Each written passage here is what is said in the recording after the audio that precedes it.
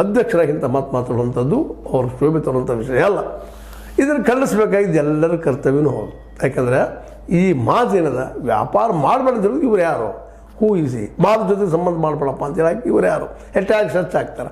ಅವ್ರು ತೊಗೊಳೋರು ಬಿಟ್ಟಿದ್ರಿ, ಹೌದು ಟ್ಯಾಕ್ಸ್ ಹೆಚ್ಚಾಗಿ ಯಾರಾದ್ರೂ ಬಿಡ್ರಿ, ಮತ್ತು ಸವಿಯಲ್ಲಿ ತೊಗೊಳ್ರಿ, ಇಲ್ಲಿ ತಯಾರು ಮಾಡಬೇಡ ಅಂತ ಹೇಳೋದಕ್ಕೆ ಯಾರಪ್ಪ ಇವರು ಮ್ಯಾನುಫ್ಯಾಕ್ಚರಿಂಗ್ ಮಾಡಬಾರ್ದು ಅಂತ ಯಾಕೆ ಹೇಳ್ತಾ ಇದ್ದಾರೆ ಇವರು. ಇದನ್ನು ಮೋದಿ ಅವರು ಖಂಡಿಸಬೇಕಾದ್ದು, ಜೊತೆಗೆ ಇಲ್ಲಿ ದೇಶನ ಒಕ್ಕೂಲಿನಿಂದ ಈ ಮಾತನ್ನು ಹಿಂತಕ್ಕೊಳಿಗೆ ಹೇಳಬೇಕಾದ್ದು. ಯಾಕಂದ್ರೆ ವ್ಯಾಪಾರ ನಮ್ಮಲ್ಲಿ ನಡೀತಾ ಇದೆ. ಇಲ್ಲಿ ನಮ್ಮಲ್ಲೇ 2 ಲಕ್ಷಕ್ಕೂ ಹೆಚ್ಚು ಜನ ದುಡಿತಾ ಇದ್ದಾರೆ. ಅವ್ರ ಬದುಕದ ಮೇಲೆ ನಡೀತಾ ಇದೆ. ಅದನ್ನು ಕಿತ್ತಾಗಿ ನಮ್ಮ ದೇಶದಲ್ಲಿ ನಡೆಸು ಅಂತ ಹೇಳುವಂಥ ಈ ಉದ್ದಳತನ ಅಂತ ಅನ್ಬೋದಕ್ಕೆ ನಾವು ಈ ಮಾತಾಡಿದ್ದಕ್ಕೆ ಅವರು ಮೋದಿ ಅವರು ಇದ್ದಂಥವ್ರು ಅವರು ಪ್ರಶ್ನೆ ಮಾಡೋದಷ್ಟೇ ಅಲ್ಲ, ಅಮೆರಿಕ ಜೊತೆಗಿನ ಮುಂದಿನ ಸ್ನೇಹದ ಬಗ್ಗೆ ಹಲವು ಸಲ ವಿಚಾರ ಮಾಡಬೇಕಾಗ್ಯದ. ಯಾಕಂದರೆ ಅವರು ನಂಬಿಕೆಗೆ ಅರ್ಹ ಅಲ್ಲ ಅನ್ನೋದು ಸ್ಪಷ್ಟ ಆಗ್ತಾ ಇದೆ.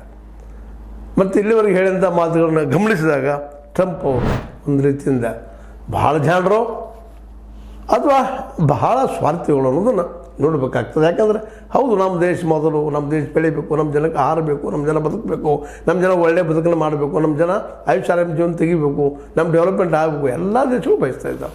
ಏನು ತಪ್ಪಿಲ್ಲ ಅದ್ರೊಳಗೆ. ಆದರೆ ಹೇಳಿದ ಹಾದಿಗಳು ಸರಿಯಾಗಿರಬೇಕಾಗ್ತದೆ. ಆ ನೆಲೆಯಲ್ಲ ಈ ರೀತಿ ಮಾತಾಡಿದಂಥ ಮಾತುಗಳು ಮಾತ್ರ ಶೋಭಿತರವಲ್ಲ ಅಂತ ಹೇಳ್ತಾ ಈ ದಿಶೆಯಲ್ಲಿ ಭಾರತ ಆದರೂ ಇದನ್ನು ಖಂಡಿಸಬೇಕಾದ ಅಷ್ಟೇ ಅಲ್ಲ, ಭಾರತದ್ದು ಇನ್ನು ಮುಂದಿನ ದಿನಗಳಲ್ಲಿ ಅಮೆರಿಕ ಜೊತೆ ಸಂಬಂಧದ ಬಗ್ಗೆ ಹಲವು ಸಲ ಚಿಂತಿಸಿ ಹೆಜ್ಜಿಡಬೇಕಾಗಿದೆ. ನಮಗೆ ವಿಶ್ವಾಸಾರ್ಹ ದೇಶಗಳು ಏನಾದರೂ ಇದ್ದರೆ ಇರಲಿ, ಚೈನಾ ಜೊತೆ ಯುದ್ಧದ ಬಾರ್ಡರ್ ಮೇಲೆ ಡಿಸ್ಪ್ಯೂಟ್ ಅದಾವೆಲ್ಲ ಇದ್ದಾವೆ. ಅವ್ರಿಗಿಂತ ಡೇಂಜರ್ ಇವರು ವ್ಯಾಪಾರಸ್ಥ ಜನ.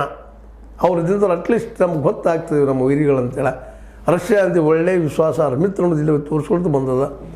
ವಿಚಾರ ಮಾಡುವಂಥದ್ದು, ವಿದೇಶಾಂಗ ನೀತಿ ಬಗ್ಗೆ ಇನ್ನಷ್ಟು ವಿಚಾರ ಮಾಡುವಂಥದ್ದು, ಸ್ವತಃ ನೆಹರೂರವ್ರ ತಪ್ಪು ಟೀಕೆ ಮಾಡುವಂಥವ್ರು ನೀವು. ನಾನ್ ಅಲೈನ್ಮೆಂಟ್ ಮೂವ್ಮೆಂಟದ ಬಗ್ಗೆ, ಸಾರ್ಕ್ ಬಗ್ಗೆ, ಇನ್ನುಳಿದ ಬಗ್ಗೆ, ನಮ್ಮ ನೆರೆಹೊರೆಯ ರಾಷ್ಟ್ರಗಳ ಬಗ್ಗೆ ಇನ್ನೊಮ್ಮೆ ನೆಮ್ಮದಿಯಿಂದ ಶಾಂತವಾಗಿ ವಿಚಾರ ಮಾಡುವಂಥ ಸಮಯ ಈಗ ಬಂದಂತೇಳಿ ಹೇಳಬೇಕಾಗಿದೆ. ಇದಕ್ಕೆ ನೀವೇನಂತೀರಿ? ನಿಮಗೆ ಲೈಕ್ ಇರ್ಬೋದು, ಲೈಕ್ ಆಗದೇ ಇರ್ಬೋದು. ಲೈಕ್ ಮಾಡಿ, ಶೇರ್ ಮಾಡಿ, ಕಮೆಂಟ್ ಮಾಡಿ, ಜೊತೆಗೆ ಸಬ್ಸ್ಕ್ರೈಬ್ ಆಗೋದು ನಿಲ್ಲಿಸಕ್ಕೆ ಹೋಗ್ಬೇಡ್ರಿ. S60 ನ್ಯೂಸ್ ಅರ್ಥಾತ್ ಹೇಗೆ ಸಿಗ್ತಾರ ಇದು ಸತ್ಯದ ಕೈಗನ್ನಡಿ ವಂದನೆಗಳು.